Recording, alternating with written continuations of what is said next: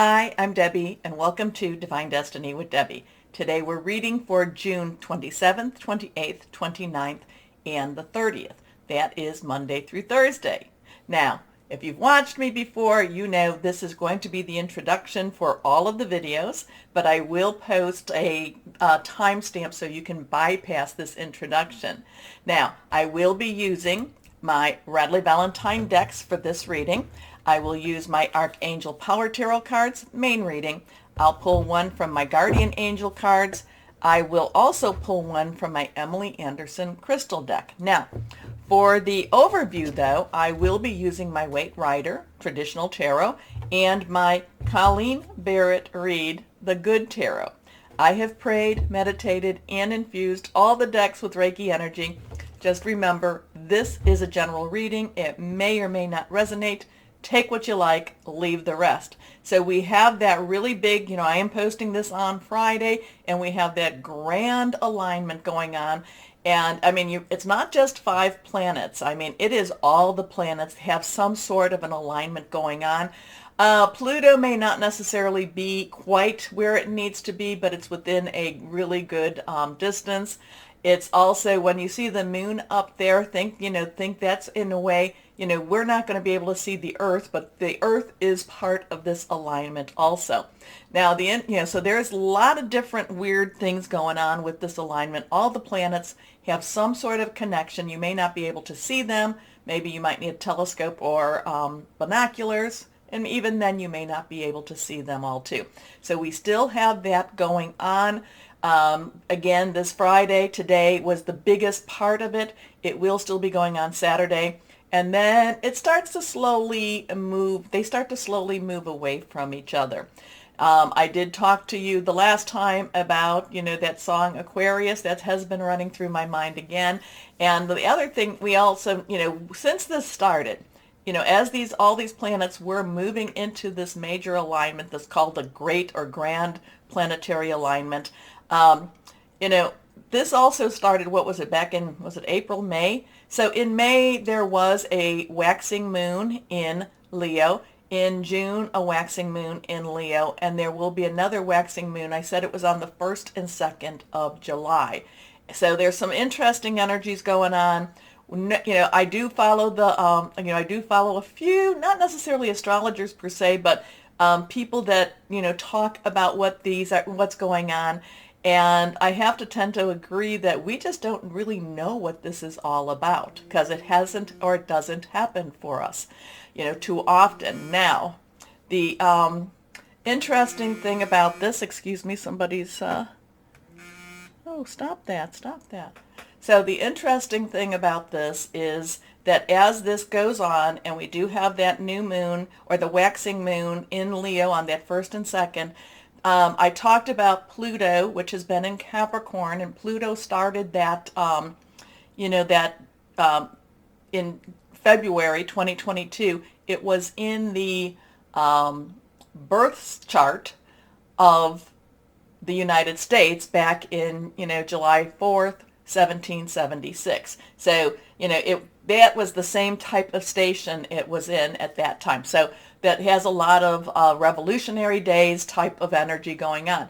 This July 4th, it'll be almost where it was back in February, but it's going to be one little degree off. So, who's to say what's happening? Pluto is the planet of destruction, but then it is also the planet of rebirth. And Pluto has been in there in Capricorn since 2008. Things will be shifting in 2023, and then definitely shifting in 2024. So I feel like this could be more of that, maybe the Tower card. Things have to come down in order for things to be built up again.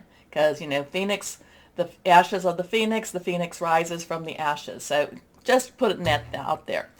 Another weird little thing that came to me that I have to share is, that I tend to feel that the planets, I've said this a couple of times. It's almost like they're getting together for a conference.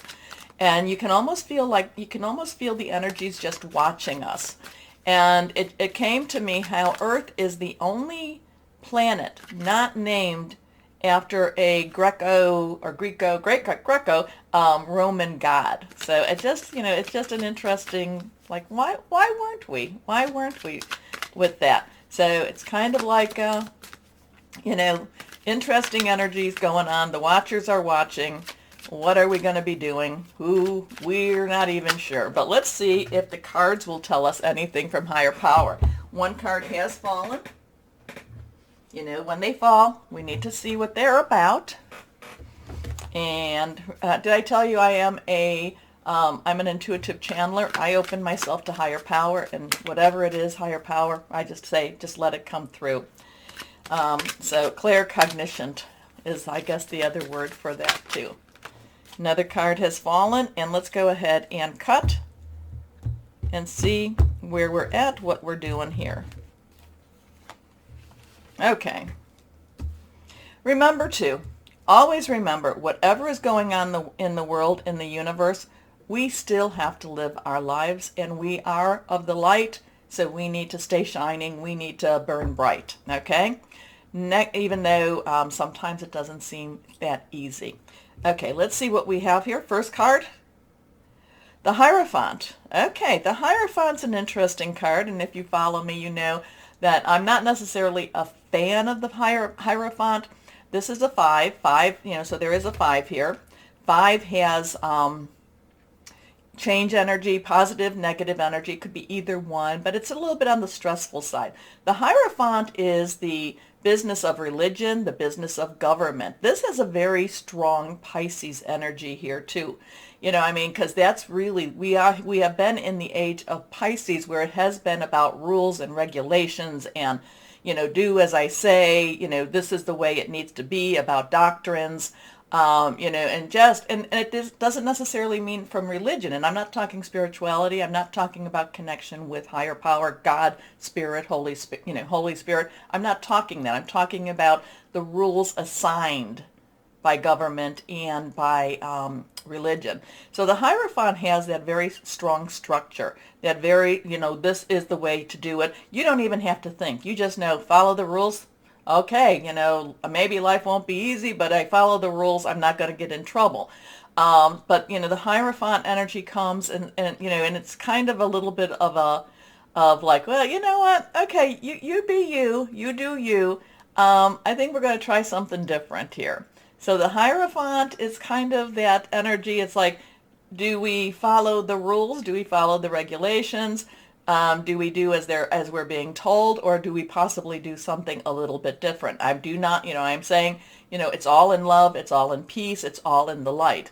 The Hierophant sometimes, like I said, it kind of, it's very structured, and there's very strict boundaries to this. So we could be seeing that this coming week. Let's see what the next card is. But then we come to the World. The World is a breakthrough energy. This is a 21.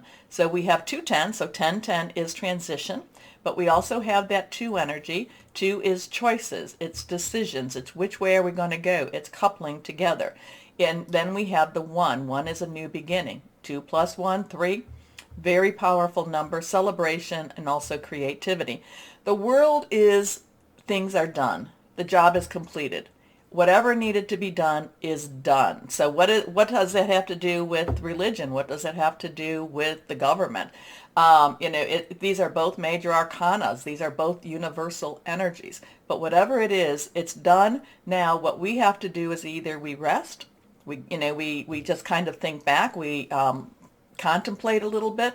The other thing, though, with the World card is that we take our lessons that have been learned, and now we share them. We share them with others.